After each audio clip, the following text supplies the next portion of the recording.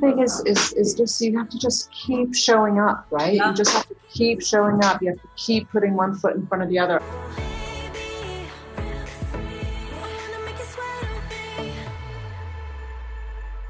Right, guys, welcome to the Female Founder Show.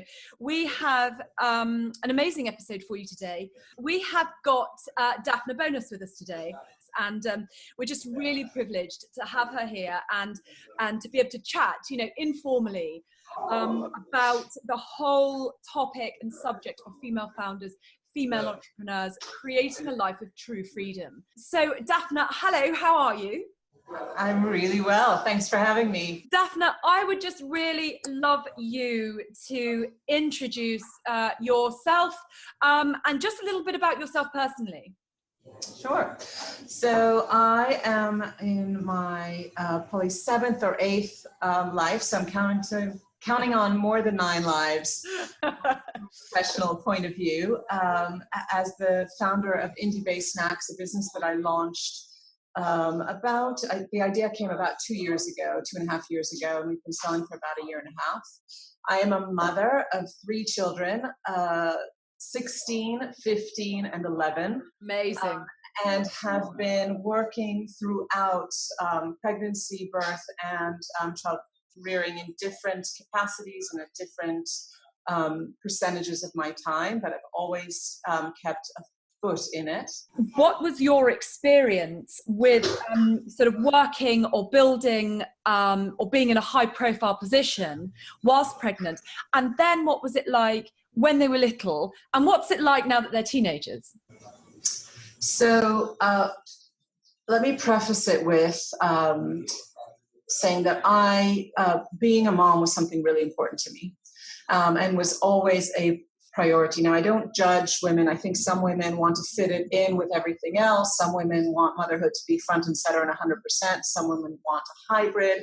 I think as long as we're true and honest to ourselves, that's wonderful. Absolutely. And you need to listen to that and follow that. And I was really lucky in that when I was pregnant, I was transitioning, and just at the 3-month mark, or before the 3-month mark, before I had even told anyone that I was pregnant, I met 2 amazing female founders, Dina McCallum and Leanne Eden, founders of Eden McCallum, which is a disruptor in the strategy consulting space. Right. And they invited me to join them, to be their first non-founding partner and to help as COO and run the business. So I confessed. I said, listen, I love what I'm doing, but I'm pregnant. Nobody knows, but I'm pregnant, and it's probably not a great time to start with somebody new. And in fact, I think by my being truthful and honest with them, it built a really important bond between us. And they said, actually, thanks for telling us. Yeah.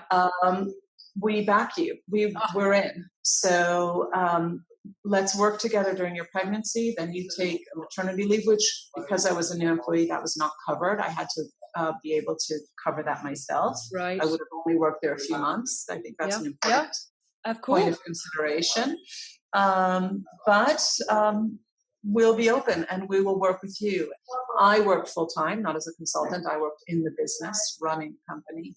I loved working for them. Luckily, they liked having me. And we found solutions that worked in the different phases of the children's lives. And I ended up working there for 7 years, bringing your truth and encouraging others in your team to do the same, to bring their truth to the workplace is so important. And it's a particularly female, I'm going to be making generalization here because I'm sure there are many fantastic men who do the same, but I've experienced it particularly strongly when working with female entrepreneurs. You started Indie Bay 2 years ago. The idea for Indie Bay came very much from 2 worlds. So one was I was a trustee of Jamie Oliver's on Jamie's Food Foundation. And in working with Jamie, I became acutely aware of the issues that we have around diabetes, around obesity, around sugar consumption, and just the junk that people were eating as snacking was increasing. And so I was hearing that from on the professional side. Yeah. And then I was experiencing it on the personal side because I had 3 kids. Yeah. I fought with them day in, day out over what snacks they were going to take to school, what I was going to pick up them with in my bag. Yeah. And I would buy kale chips and Yeah. protein balls with, prunes and almonds. Yes. And yet the things that my family wanted to eat, my husband, my kids, they wanted the crisps, they wanted the palm bears. It was between the professional and the personal that came together, and decided to create something that we could all agree on. Right. And that's where Indie Bay happened. So Indie Bay is a disruptor to the junk food industry. There were no real snacks with benefits, snacks that were easy to eat, delicious, salty, savory, crunchy, but actually deliver the protein and the fiber and the no sugar and the low fat and everything else that I wanted to eat and I wanted my family to eat. The original recipes came from my trial and error on pancake mix. So, I think for most moms, we don't have big factories, big labs, huge budgets to spend in developing our concepts. We have to find ways to make it work within our day-to-day lives. And for me, in this particular case, about pancakes. And once a few winners were identified, then we went out for professional product development help. Again, a company started by two fantastic female founders.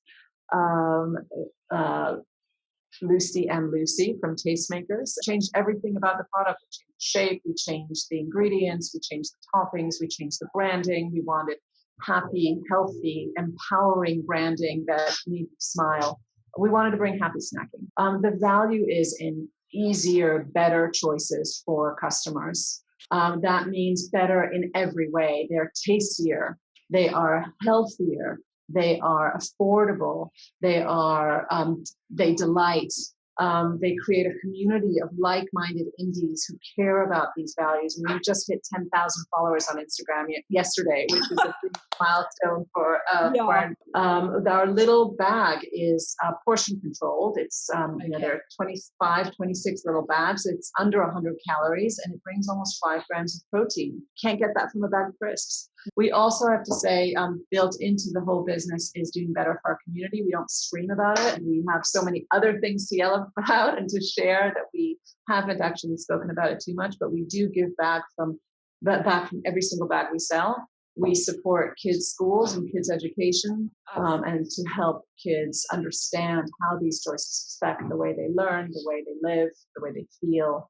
What's your vision now for Indie Bay? The vision stays the same, reinventing the classics, bringing snacks with benefits. That's what we're all about. But the first goal is to expand it further so that more people can find it easy to make better choices in snacking. Do you see people starting to make better choices? At least starting to get there, right. But we have a long way to go. Okay. People are making the effort to ask the questions, to look at the back of the pack.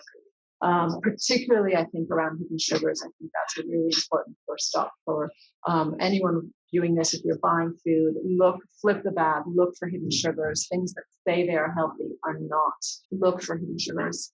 Absolutely. It's very interesting. If you Google other names for sugar, yes, they're very clever. They're very clever. Exactly. And demand more of what you buy and what you eat. Demand more transparency, more nutrition from the foods that you buy and prepare for your family. Yesterday, you hit 10,000 on Instagram. So that's a big win. That's a big win. Yeah. But is there given that we've been going for about a year on it, we're very, very excited. Oh, it doesn't matter. I think that this, yes, absolutely. I think that there's, these things. I think that this is the thing with young sort of with entrepreneurship. It's a 10-year overnight success story. Everything will die. Yes. With many wrong roads and turns. But what is that? Can you think of a time with Indie Bay? Now, it may have been 10,000 on Instagram, but sometimes somebody said to me once, they had 1 million subscribers on YouTube, and they said, but you know what? It was more exciting when I got my first one. So what has been your favorite win, your big win that you just will remember forever within the Indie Bay journey? I can think of 3 big wins. So the first is when we got our first money transferred into the account from our first retailer. We have that frame. We actually have a wall of firsts, and we frame the first of key moments. And so that first confirmation of payment for our dream, that will never, that's a moment I'll never forget. And then linked to that, the first time that we were actually in store on the first day of sales, we were actually the first retailer, was Selfridge's Food Hall, where many actually food startups started. Selfridges are fantastic at spotting exciting new foods and giving entrepreneurs like me a chance. Yeah.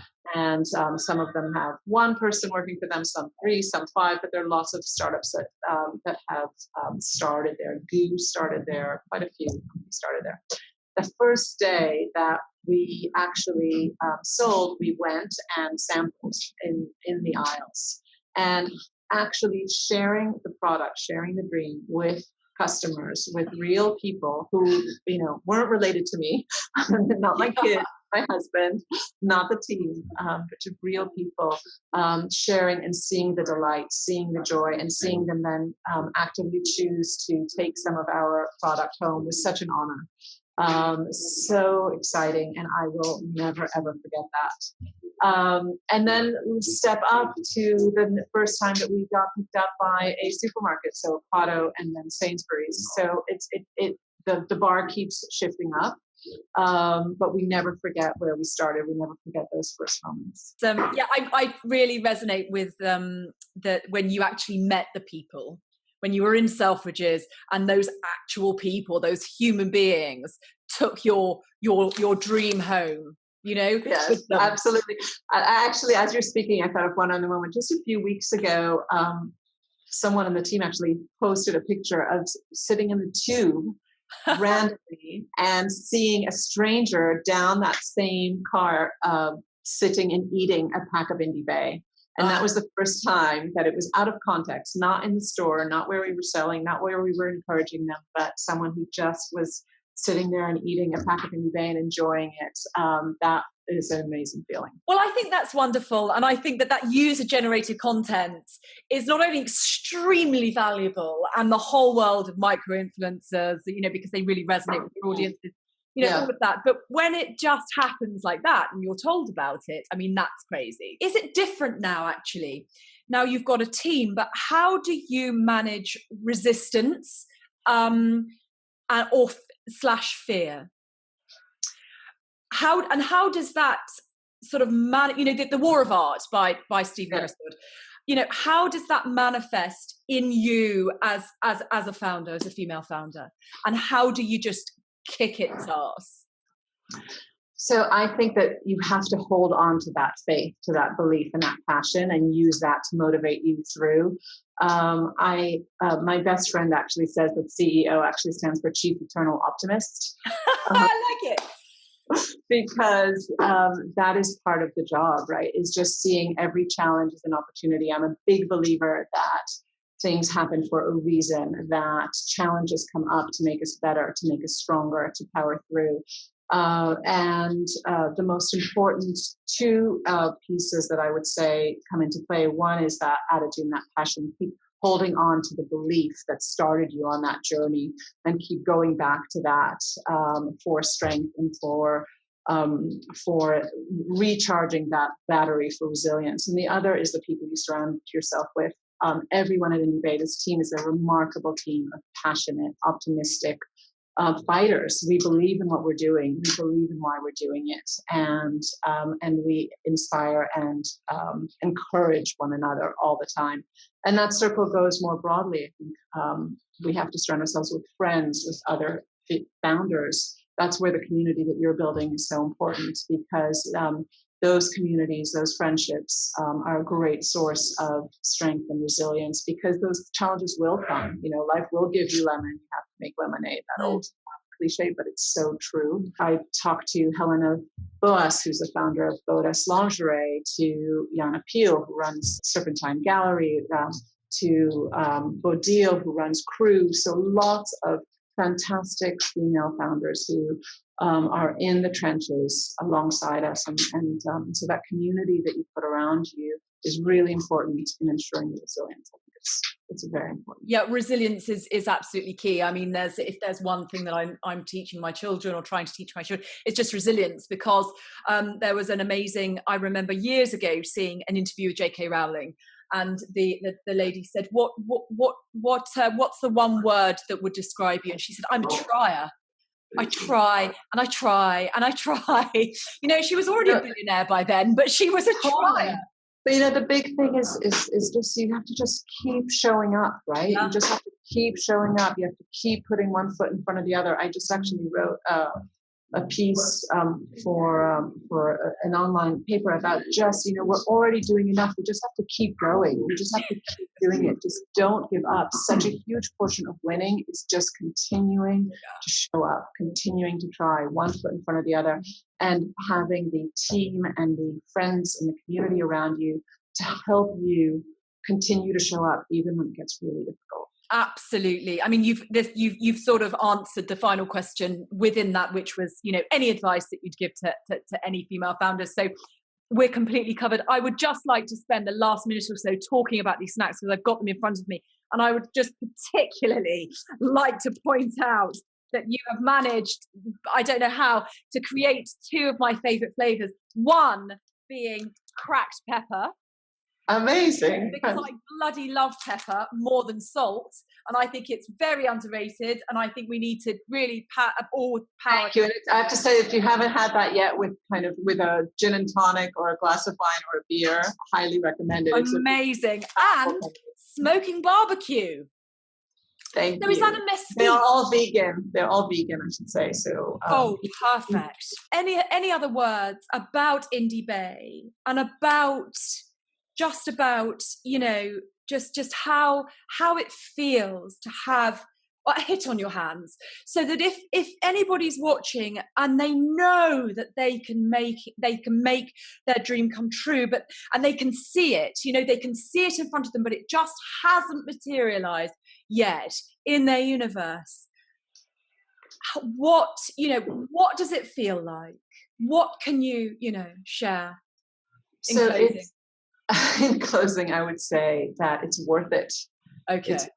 It's worth all of the work and the time and the risk that goes into it. It's worth it if you have a dream, if you have a vision. Find people, surround yourself with people who support that dream, who support you, who believe in that vision. Break it down into small steps, into small increments, so that you can just put one foot in front of the other, so you can know what to do first and what to do next. Break it down and do it. And it will be hard and it will be challenging. There will be ups and downs, but it is so worth it. So my advice is just don't hold back. Now's the time. Yeah, be brave. Be brave. Do it. Yeah, and now is the time, actually. It's very interesting. It's never been easier. It's never been harder. It's never been easier. So it's a very... But don't let the fact, if you're a mom or if you have kids, don't let any of that hold you back. Now's the time. Dafna Bonas, I would just like to thank you so much for all that you've given the viewers and the other female founders today. It's been an absolute delight to talk to you and to just see the light in your eyes and the passion that you've got, not only for Indie Bay, but for sort of female entrepreneurship, for life in general, to be honest with you, because I don't actually separate any of it. If I'm doing it, then it's all part of one big thing. And I just wanted to thank you for your vision for Indie Bay and the gap and the passion that you have for a lot of children, actually, for a lot of children who might not have the support that they need in terms of their diet, and for just trying to break through that within their snacking habits. It's an amazing thing, and you are to absolutely be applauded, and they taste bloody gorgeous as well. So thank you so much for joining us, and I really, really look forward to just watching the whole Indie Bay cult explode. Thank you so much for having me. It's been an absolute pleasure. Thank you.